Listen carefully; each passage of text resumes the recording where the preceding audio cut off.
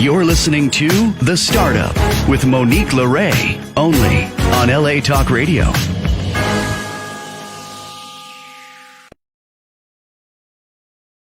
What's going on, guys? It's The Startup with Monique LeRae. I'm Monique LeRae. I'm in my car, trying not to drown, trying not to float away here in Southern California.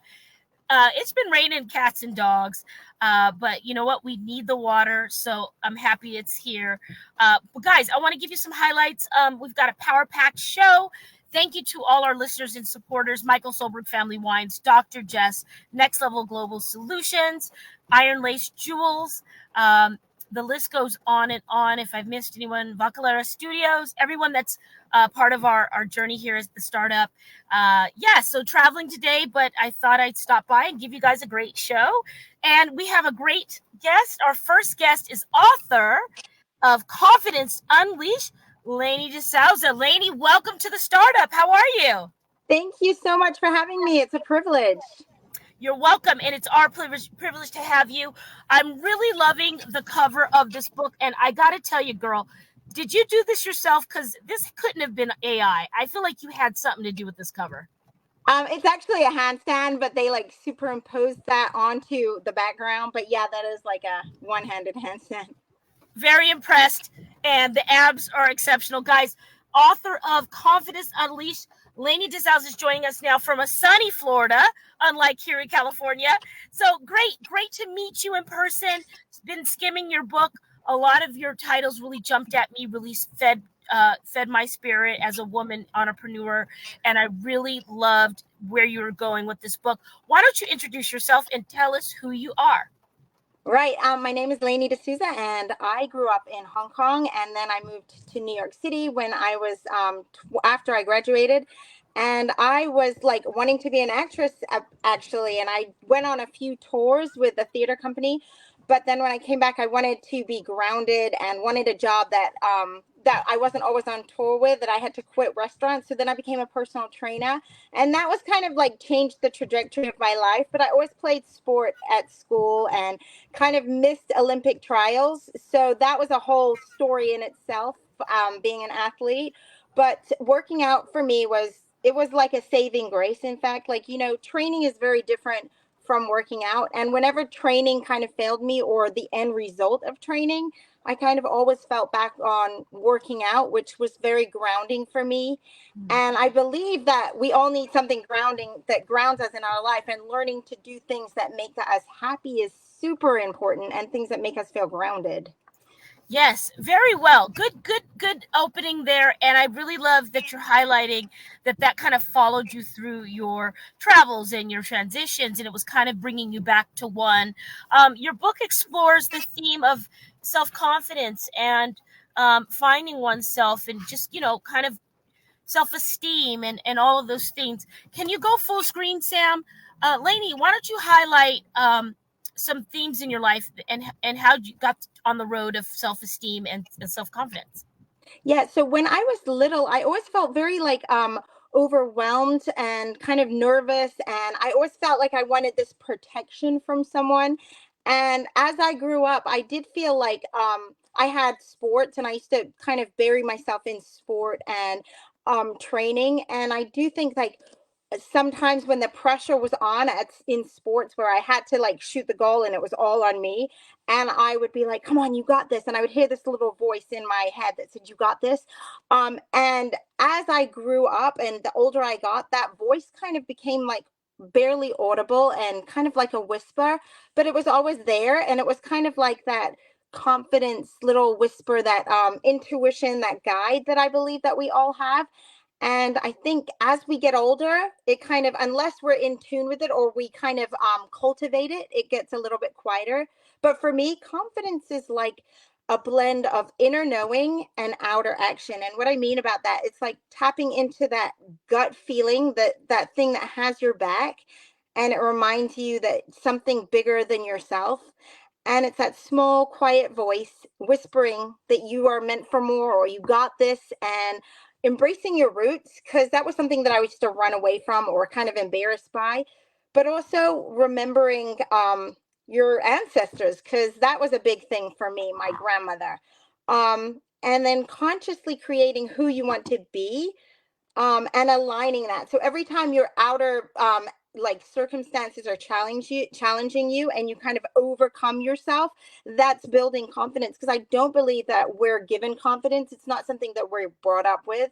I believe that every time you go through something hard and you kind of rise up from it, it builds. And confidence is definitely a blend, and it's definitely a cultivated quality for me. And I just think that when we do hard things and we overcome ourselves and do things that we didn't think that we could do, we rise. Well stated, and I agree with you 1,000%. And I guess confidence, you're liking it to a muscle. Right. It's something. Yeah, it's something that you work out. It's something that muscle memory, and you remember. Your body remembers, your mind remembers, your spirit remembers. And I have to tell you, lately it's been a lot of challenges, but I remember other times that I've had, obstacles as well. And so you get back into that zone. What do you want people to take away from Confidence Unleashed when they pick up your book? So yeah, I kind of really struggled when I was in school, and I was dyslexic. So I kind of got bullied for that. And I think that kids are in middle school. I don't know how any of us survived it really, but kids can be really cruel, and especially girls during that age when we're going through adolescence and puberty. And like, you kind of doubt yourself, and being able to, when boys come along and hold your standard for yourself, like what you want for your life or what you want for your body as Mm, well, and not kind of abandoning what's important to you for the sake of other people's love or other people's approval. And especially girls at that age. And I think that we're so, with Instagram and like Snap and all these things, we're so easily swayed to think that that's reality. And I have a 15-year-old daughter, so if for me, I would want her to be able to be strong enough to say, I don't want to do that. That doesn't make me feel comfortable.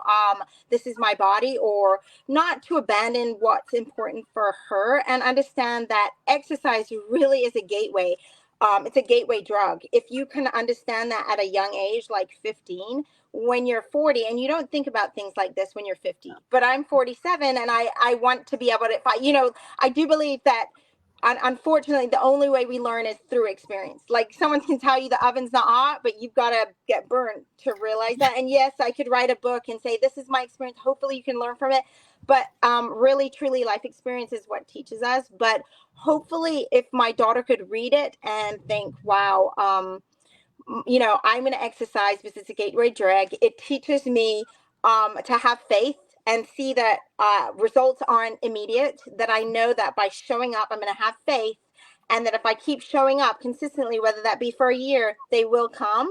And it's also a dopamine and an endorphin releaser, serotonin. I mean, it's got so many benefits. It also teaches you delayed gratification, to have faith. It's really beyond the physiological aspects of what fitness is. It's really a gift from God for our immunity, and a blessing. Like, I could go on about all the benefits of exercise, but yeah. movement, it doesn't have to be exercise. We get in a thing in our head, I need to do 45 minutes, it has to look this way. And simply, it could just be putting music on and dancing on repeat to your favorite song, and just moving that energy out of your body. Yeah, it's so true. And, I think too, with the consistency and the showing up for yourself, you really are making an investment in your future. And I love that you're hitting those points, because as an adult doing multiple businesses and dealing with different time zones and lots of stress and Hmm. school, now my MBA, it's like, wow, I'm really glad I had that mental fortitude that got me over actual hurdles for now the mental and emotional hurdles that I'm going. Right.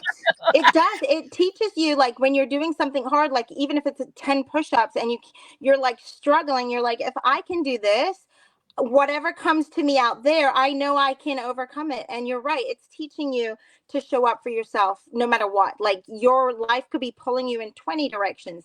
But if you're like, this is the one non-negotiable, and when I do this, I feel better, and then I can attack my day. Whether that's a moving meditation, whether you're just walking and having a moment for yourself in your mind and listening to music, or like working through things in your mind, Yeah. it is so important. And I do believe that mental health, mental health guides and professionals should be telling people to exercise 3 times a week at least, as well as giving a prescription drug if that's what they need. But combined with the movement, it will heal us. I do believe that with my whole heart, just because it's serotonin, it's an endorphin, but it also is mentally a release that we don't allow ourselves in this day and age. But like you said, if you're being pulled, and if you write that in your schedule, it's a non-negotiable, like a meeting that you and I would have, that if you don't show up, oh dear, it's like the same with exercise. Yeah, showing up for yourself. I love that. I think that a lot of people are going towards the mental, like the meditation and this before you start your day. And it could look like anything. Like you said, I just put my spin bike out on the porch, and I'm like, Mm-hmm. and now I'm looking at it's been a week there that it's been there, and I haven't been on it. I mean, I went on it the first day for a couple of minutes, but I'm like, Monique, you got to get on the spin bike. Now you have no excuse. Like, Right. you don't even have to get in your car and go to Soul Cycle or wherever. It's right here, and you've got your playlist. So I love that you're making time for yourself. And so you know what, you're hitting on a lot of great points, and I think that what's really important about Confidence Unleashed, you guys, Lainey here has some really great titles. These titles really grab your attention, I've got to say. Even with you putting some of your exercise in chapter 10, you're putting some of your workout examples from muscle groups, and and some people spot train, and some people just do, cardio, but you're breaking down some things that people can do. But your titles are really, really, really, they stand out to me. And I think this post-endemic phase, I did 3 films on the pandemic from an entrepreneur standpoint and survivor standpoint around the world. And I found that there were a lot of people stuck in relationships that were less savory for them, or less healthy. They weren't as good for, and a lot of women, men too, and children, but a lot of women got stuck in a place where they couldn't really move because of finances and COVID. I think that your book could help people who are recovering from that. Right. I do believe the book speaks to not just, a health aspect, but also like a heart aspect. Like you said, whether you're from the outside, me looking at you like, wow, you have your own TV show. Wow, you're this badass. You got all these businesses. Or people looking at me like, oh, you're this, you're that. Yeah. We still have those moments of doubt and fear when we level up to the next level. And I think like learning to have that voice that makes you question, I'm not good enough. Am I good enough? Am I pretty enough? Am I smart enough? Am I eloquent enough? Am I something enough? And that's, I found just from training thousands of women, that it is a very, very common theme that we talk to ourselves in a way that is not healthy. And that the key is switching, like cleaning a dirty room. You got to switch the lights on first and see, okay, the shirts are over here, the pants are over here. I got to separate them so I can start. It's the same with our thoughts, right? Like if you're talking bad to yourself, you don't even realize it. You have to become aware first, switch the lights on in your brain. And then once you see how you're speaking to yourself, you can start to change them and make different choices. And it's like the brain with the neurotransmitters in our brain, like you said earlier, training your bicep, it's the same with training our mind. We really have that choice where we can make different choices in our mind, but we have to realize how we're speaking to ourselves. And just seeing how women would speak to themselves when I was training them was heartbreaking. Like what they talk to about their body, how they speak to their bodies. And our bodies are cells. It's like it holds your memories, it holds how you're speaking to yourself. So just learning to be so grateful in the morning to your body, like grateful that you're breathing air that you don't actually breathe, you're being breathed.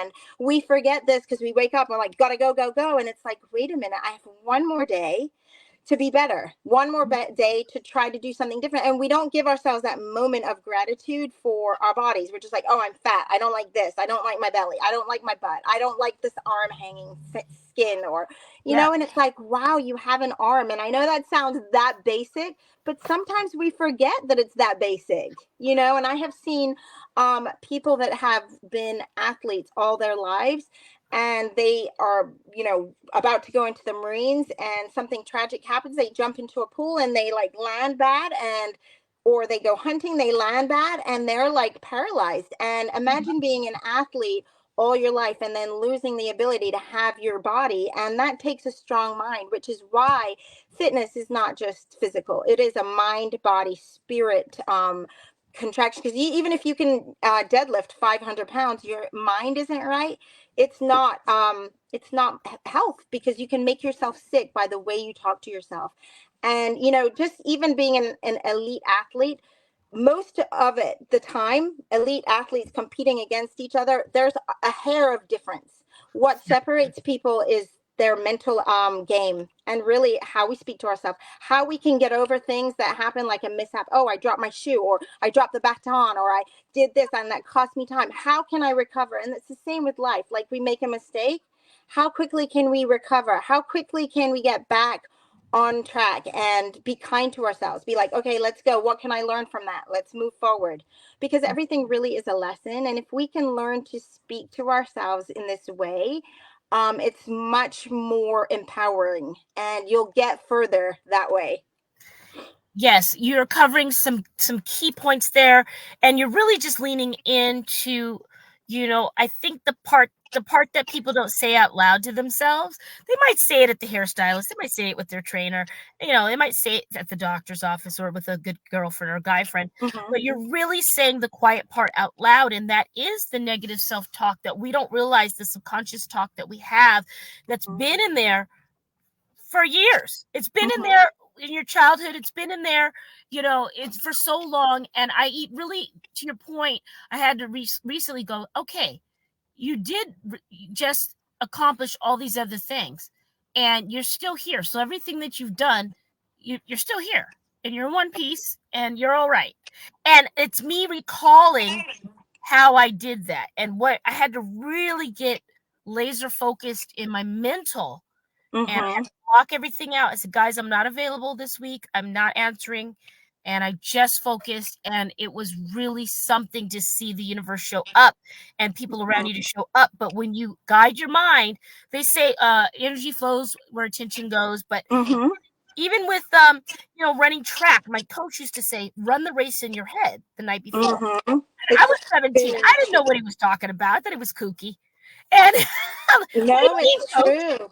yeah. I So mean, they have done studies on Olympic athletes that have, or even soccer players that visualize themselves scoring the goal, and they do the brain waves when they're doing it, and they see that their whole brain lights up, and it's a path that's already traveled for them. So when they're actually in the game, they've already been there in their mind. So they kind of have that sixth sense to know yeah. what to do.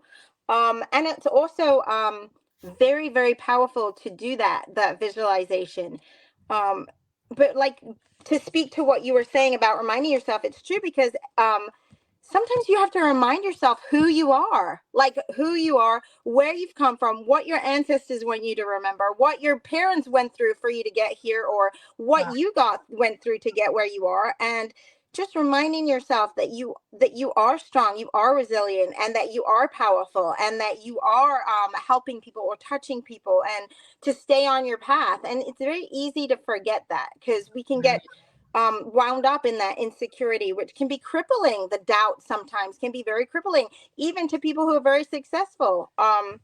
And it's understanding that self-awareness is actually your guide. Yes. And okay, so let's say, okay, so give it, like, let's say in Q, because now it's March 31st. I can't even believe it. Happy holidays to everybody that celebrates Ramadan and Easter and everything else. Right. But we're going into Q2 now of 2024. So if you had three clients that you've never, like, let's say they have a different type of lifestyle that you haven't tapped into as a coach and as an author and a trainer, and all the beautiful things you do. In Q2, all right, listeners, now listen up. Lainey's going to identify who she might want. In Q2 of 2024, Lainey, what clientele, what would it look like on your spreadsheet? Who would you like to train? Who would you like to walk through Confidence Unleashed? Who would you like to mentor with your guide here? Wow, this is a good challenging question. I like it. Right? It's funny because I've had very powerful businesswomen, and Sure. I've had ballerinas, and I've also had like special force guys. So it's like, That's oh, better. and I've had like women who've lost over 100 pounds. So it's like, Oh, wow. who else would I like to touch? But I also think that every client that I've ever had has also taught me something. So it's always been an exchange, and it's also holding that space for them Right. to step into having. Sometimes you don't have the belief for yourself, like you're that down and out. Even Yeah. if you're successful, you just don't believe in yourself, and having a coach to hold space for you until you catch up and can see your potential and see how amazing you are, and what your body can achieve, or what your mind can achieve before you can see it for yourself, is a beautiful thing. And I've had that myself. So if anything, it would be people that really need a hand and some space, no matter how successful they are, because I've had successful clients. Mhm. And I don't believe that outside success actually means anything when you get into your heart. We all can choose that for ourselves. So my ideal client would be um, somebody that wants results, is ready for results, because it's very easy to say, I want a trainer, I can buy a therapist, I can buy all of this stuff. But if you're not willing to actually do the work, or you're not really clear in what you want, Yeah. it's really hard to work with that person and hold space continually for them. I would love to work with people that are super clear and want results. Yeah. But I also would love working with people to hold the space for them and remind them that they can choose whatever they want for themselves. So really, it's not a specific clientele that looks. I did get the opportunity to work with a company that we were shooting exercise videos for. But I do love that. I love talking about form and engaging your core and being in the muscle that you're actually using. So maybe my Q2 would look like working on a show, maybe like something like The Biggest Loser, and reminding people who they are. Let's put it out there. Right? Speak it. It's funny because now a lot of people don't know this about me, but well, if you look up my bio, I helped I helped build the reality genre. So I was a reality casting producer since 2000. Oh, And cool. The Biggest Loser, it was called, I think the first one we did, I found the winner. I Oh, found really? the guy, yeah, he lost a lot of weight. His name fails me, which is so bad. I guess that's what 46 is like. I got to get my Ah, ginkgo. But I remember I faxed over the flyer to her, because back then we had a fax machine. So I mm-hmm. faxed over And beepers.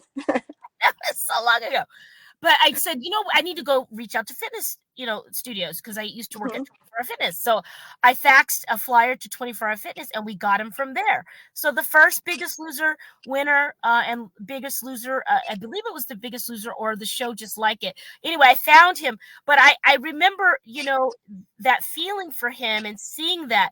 I love what you're saying. I think going back to your other point about leveling up, I Mm-hmm. remember that it gets really lonely and really challenging and really scary, and it's testing you to the point where, like, I would literally just be sitting at the computer. I'm like, oh, I didn't shower today. That's not good. Or I need to eat something other than like coffee and maybe a boiled egg. Right. That's why my brain's not. But when you're leveling up, it literally does not matter. You do not care. All you care is getting the result, and you're holding yourself together Mm-hmm. in stitches, and you're going. And I want all the entrepreneurs to listen to this and really listen to this good. It's funny because it's painful, it hurts, it's scary, and you question everything. But you have to remember, you've explored everything to the date. You're still here to date, and maybe you've lost some things, maybe some things didn't go the way you wanted or as fast, and you didn't get the support, but you're still here. Keep leveling up, because it really does get really tough when you're going up. And Right. And that's, oh, it's it's hard. so, It's what so is so true what you're saying, even from like, you can reply, you can put this in athletic terms, like new level, new devil. Like when you go to you're no longer the big fish in the pond, and you go up a level and everyone's better than you, and you're like, oh man. Or just like you're running a marathon, and everybody seems to, I've seen, like, just working in the industry for so long, fitness industry, I apply this to life. Just when you're at the finish line, you're 1 minute away, people seem to quit, and you're like, you're right there, the breakthrough is right. right there. But you always have to remember that that's kind of a universal law. Like, it's going to test you. That last step is the hardest, and honestly, it's like, don't quit because you feel like, I'm done. But that last step, or that last 0.1 mile, is the most challenging, because you're the most tired. You're like, your form is gone, you're like, your mind is gone, but you're like, I'm still in. And Yeah. then when you cross that threshold, you're like, whew, and then you get to climb again, and it's just like this continual, like, pushing of your threshold. Yes, yes, yes. And that's a really great way to, because I was looking at it from a track point of view. So Mm-hmm. let me ask you this. Because your book does talk about, using some things in the past to really move forward. And I also wanted to highlight a part for entrepreneurs, athletes, and just everybody, everyday people. I'm finding it in my experience, but then and also with others, we often ask the question, Lainey, what am I getting strong for? Because if this is the prep, I don't want to know what the event's going to be. I mean, if you've just been through everything and you're like, holy cow, what am I getting strong for? And I don't want to be that strong. Right. You have a little pushback. What has been your experience with that, with that observation in the past? Right. So I feel like, honestly, we don't realize, but people are like, what are you training for? Well, my life. Like, what do you mean your life? Like, I've stopped training for competitions, or like, I'll do friendly things, but just in general, like, I've had clients that were in the World Trade Center, and they'd come to me and they were like, I want to get strong in my upper body. Like, I want to do a pull up. Say that was a woman's goal. Like, I want to do a pull up. And I had a woman, it was in the World Trade Center, and she pulled herself out of an elevator and ran out like 100 steps. And she'd been training with me. And she said, all I remember, Lainey, is your voice saying, you can do hard things. So here's the thing, like, imagine being in an event in your life that you've trained for. Like, nothing can beat like life or death, right? Like, we all be like, okay, I've been there. But when you're actually in it, trusting yourself and knowing that you can do it. Like, I've had so many instances of where another woman was in a car accident, and she literally had to push the car off to get out of the car. And Wow. she said, it's because we trained.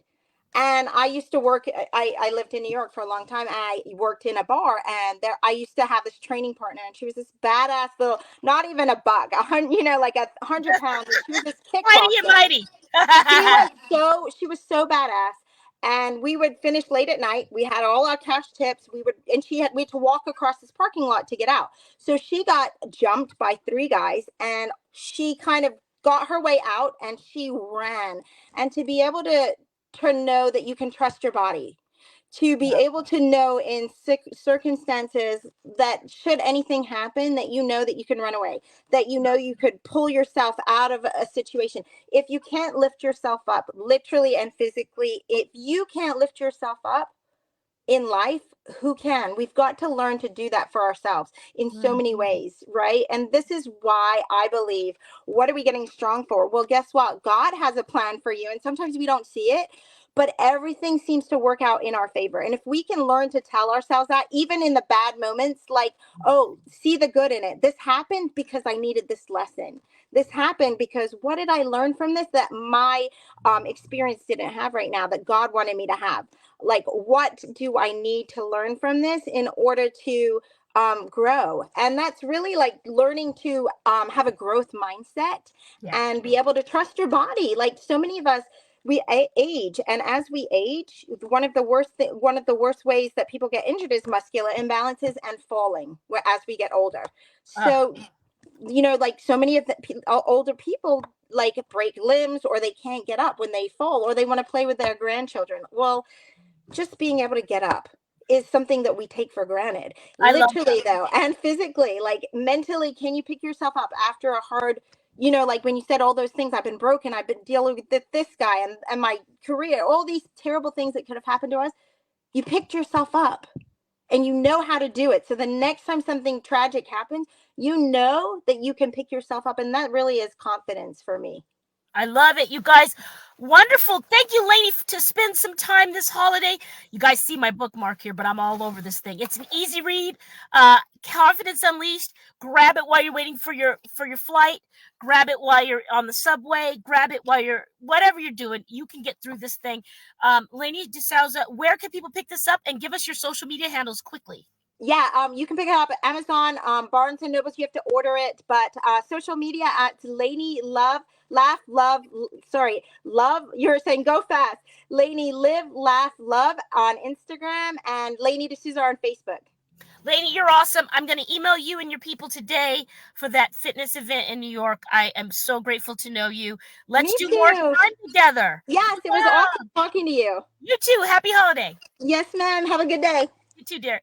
All right, you guys. Next up, we have Joe C. Lopez. Joe, happy holiday. Happy Easter if you celebrate. Welcome to the startup.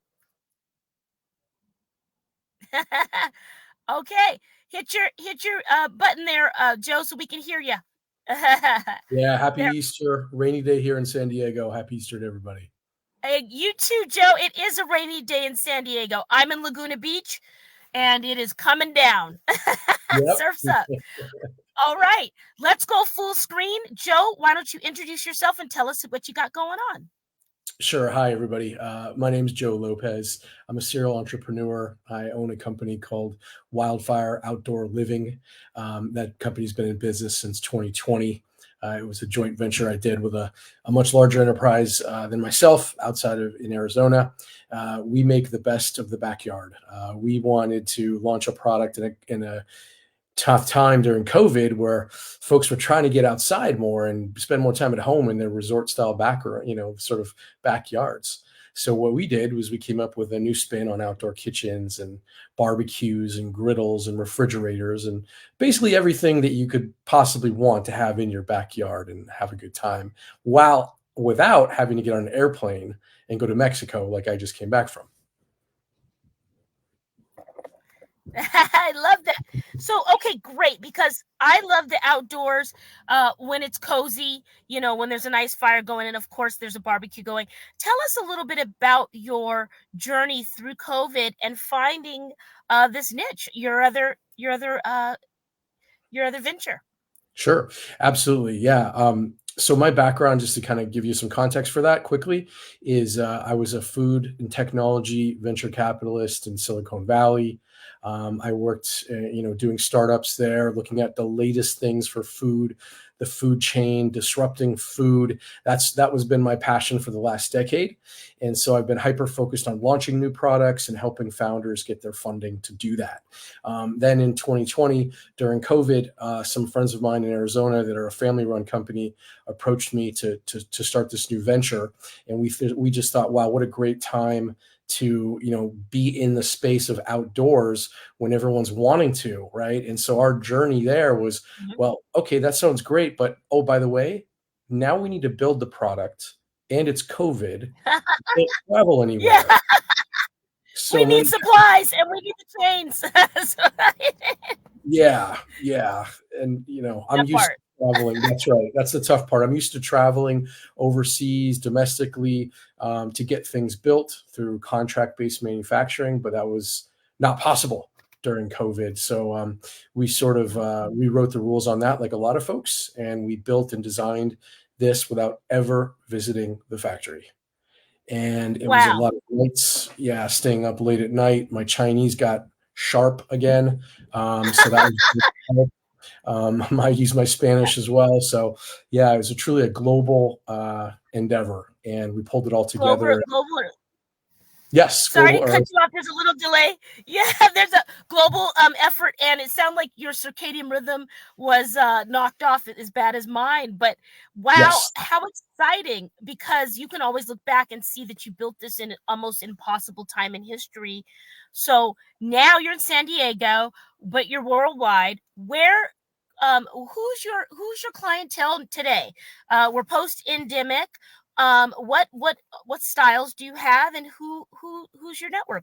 Who are we Yeah, looking for? that's great. Thank you for asking. Yeah, so Wildfire is born out of the idea that the backyard is a place for everyone to go that can enjoy time with their friends and family over an open flame, like a barbecue, an ice chest with refreshing beverages, a griddle, all the tools and tips that you would need to really enjoy the time and be the hero of your family in the backyard.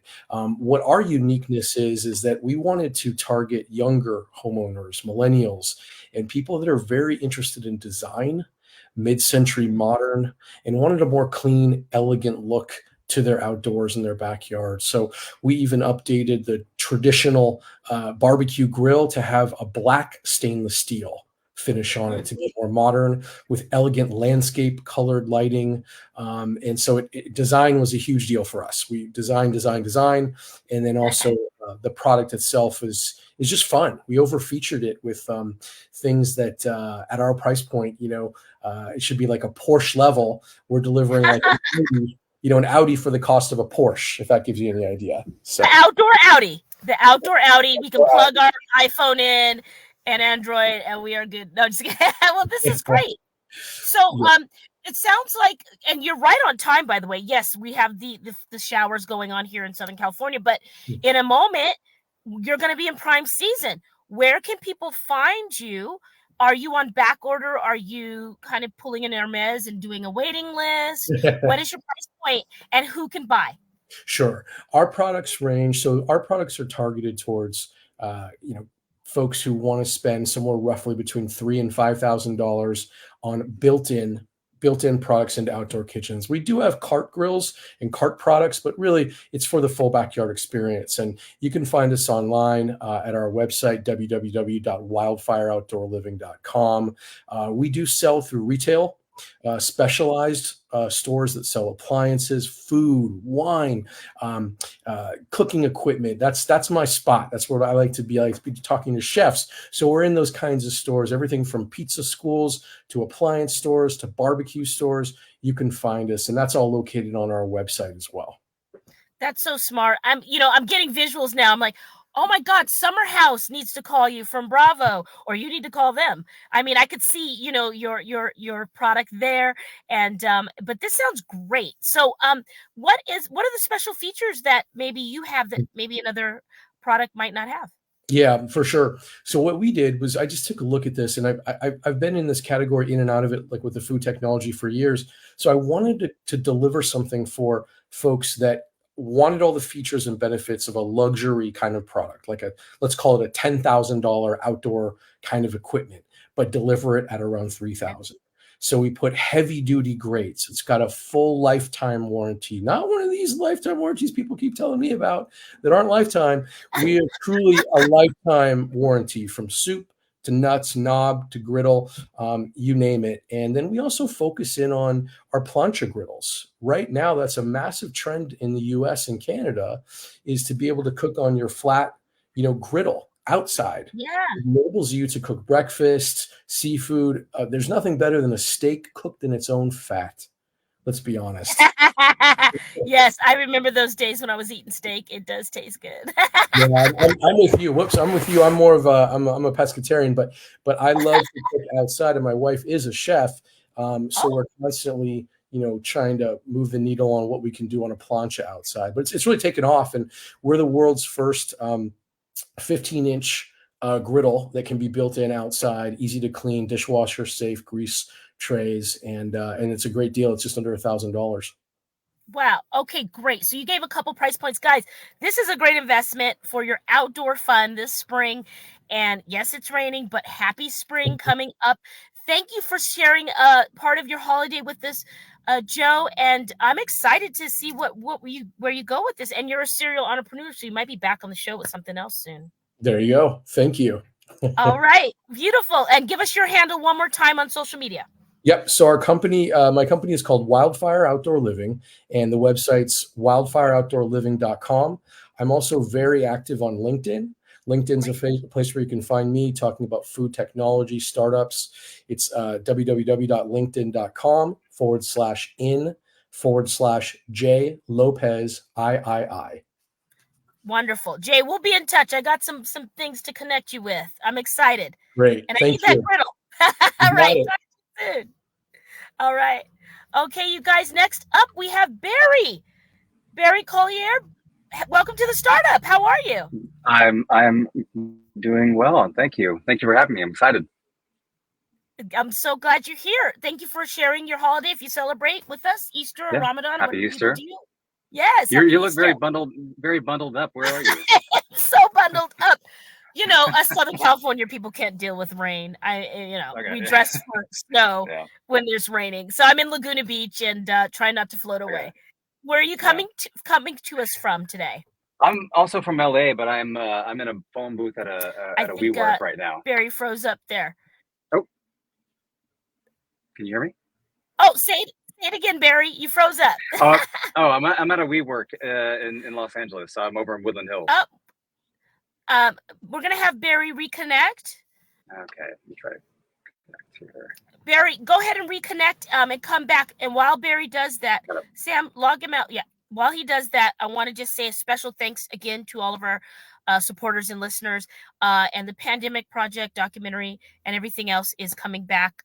We'll give you the streaming information soon. And I'm getting a note here that Barry will be back very soon. And how's everybody doing with their startups? I really like Zen Business. If you guys are doing Legal Zoom, Zen Business is also great for startups. Barry's back. It'll work. Okay, perfect. Let's do it again. Barry, where are you coming to us from today? I'm in LA, but I'm at a WeWork. So it's the Wi-Fi may be a little bit spotty. That's all right. It still works. All right, let's go full screen. Barry, go ahead and plug who you are and what you got going on. Sure. So I am a serial entrepreneur. I've been building startups since the late 90s.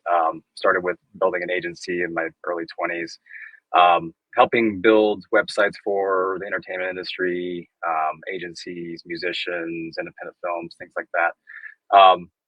Was doing that until the dot-com bubble burst in 2000.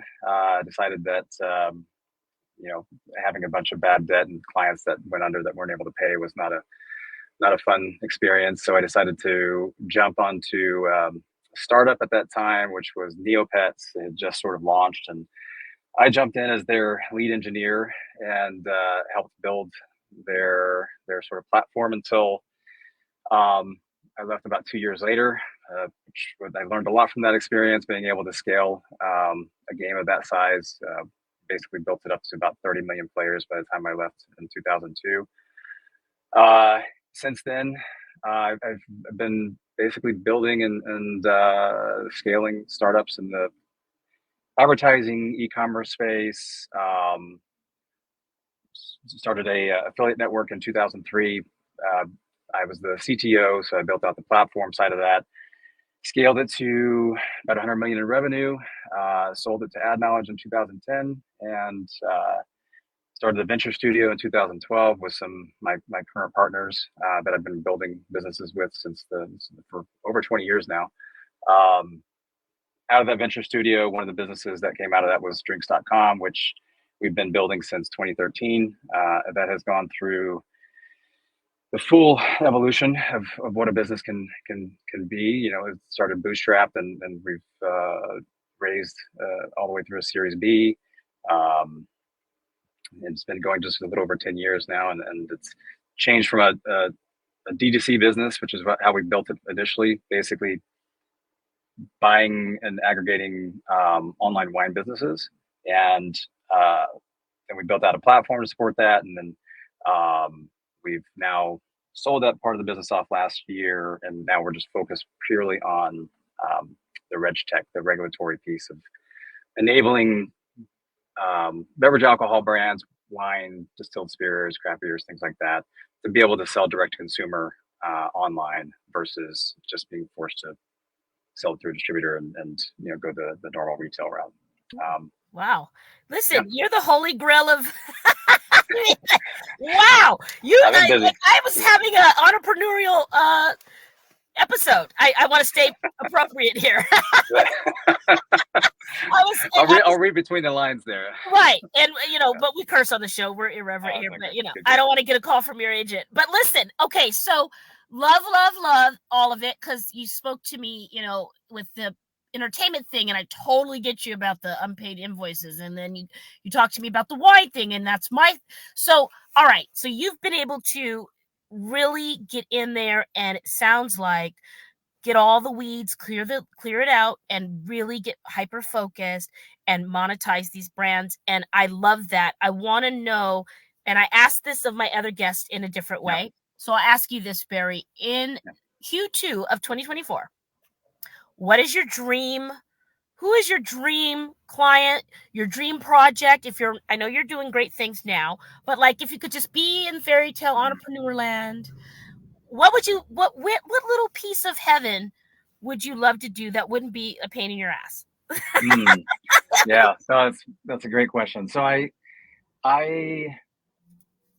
been, have sort of had this sort of sense of urgency of helping others. I spent my entire career building, but I have, for the most part, sort of flown under the radar and not really been building in the arena, but on the sidelines when it comes to helping others. And that's where my real focus is. So I've been doing a lot more mentorship, advising. I do a lot of angel investing. I've invested in over 30 startups, and I advise and mentor a bunch of founders as well.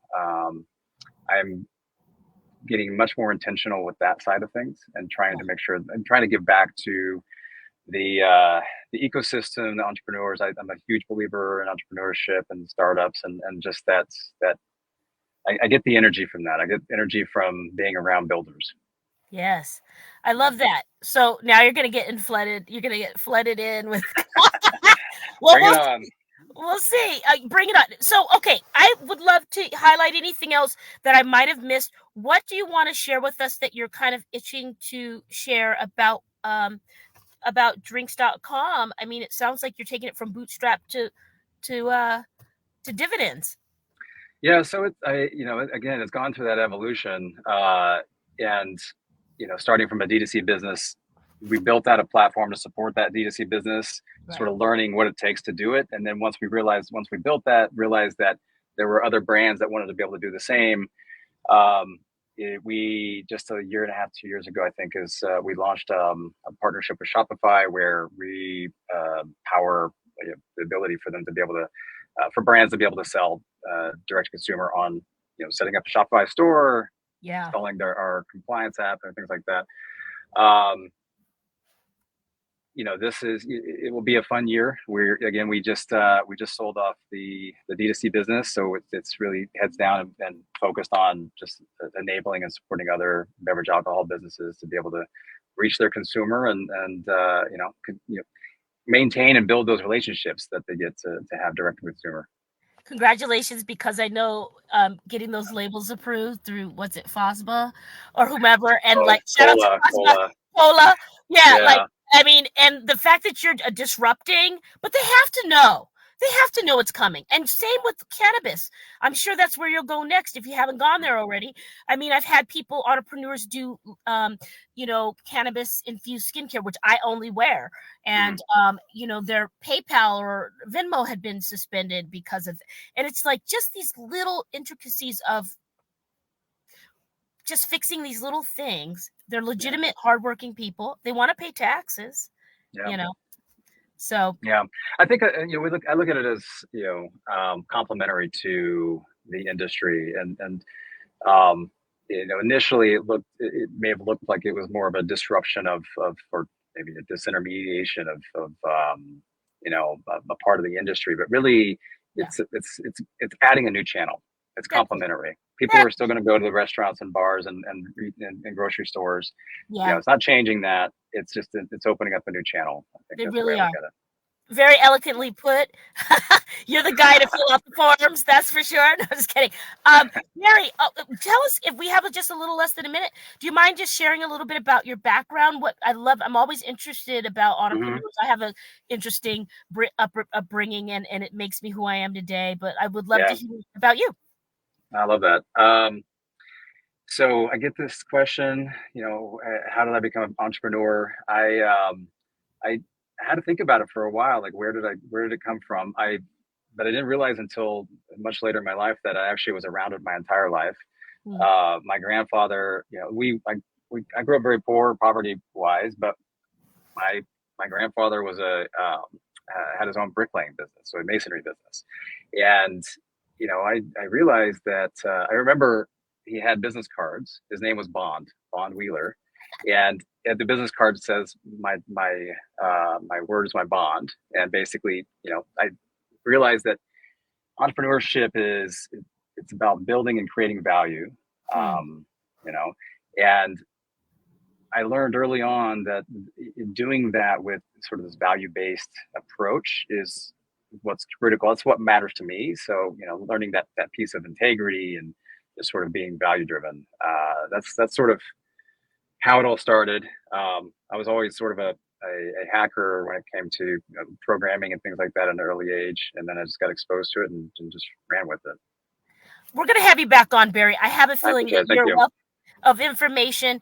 Thank you for sharing that. What we started today. I'm Monique LeRae. That's Barry. We'll see you guys really soon. Be well and stay dry. Ciao.